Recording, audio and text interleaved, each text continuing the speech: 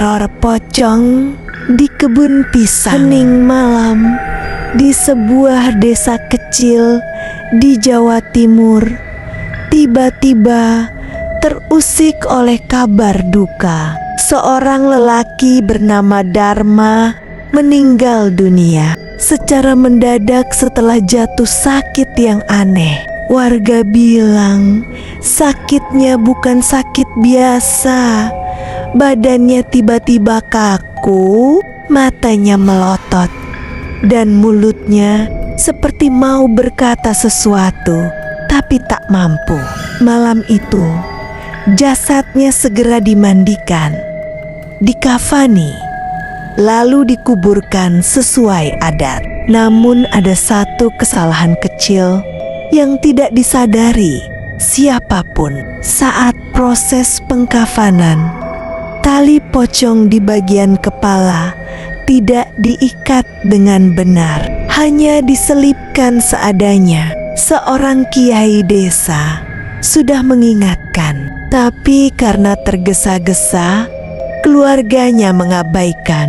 Mereka pikir itu tidak masalah. Malam setelah pemakaman, suara aneh mulai terdengar dari arah kebun pisang di belakang rumah Dharma. Anjing-anjing desa menggonggong tanpa henti, mengarah pada gundukan tanah baru di pemakaman. Warga sekitar sering mendengar suara berat menyeret kaki, duk duk duk, seperti ada sesuatu melompat perlahan. Sari, anak perempuan Dharma yang berusia 17 tahun, adalah orang pertama yang benar-benar melihatnya. Tengah malam, saat ia hendak ke dapur untuk mengambil air, dari jendela ia melihat sosok putih tinggi berdiri di antara pohon pisang. Wajahnya tertutup rapat kain kafan, tapi bagian kepalanya terbuka sedikit, menampakkan mata melotot yang membusuk. Tali pocong di kepalanya terlepas, menjuntai seperti ular hitam. Sari menjerit, membuat ibunya dan beberapa tetangga terbangun. Namun ketika mereka keluar, sosok itu sudah menghilang, menyisakan bau busuk tanah basah. Keesokan harinya, teror semakin menjadi. Seorang tetangga yang lewat dekat makam mendengar suara bisikan lirih, "Lepaskan aku, lepaskan aku." Malam berikutnya, beberapa warga mulai diganggu. Ada yang melihat pocong melompat-lompat mengikuti mereka di jalan gelap. Ada yang mendengar ketukan keras di pintu rumah, dan ada yang mendapati kain kafan basah tergeletak di teras.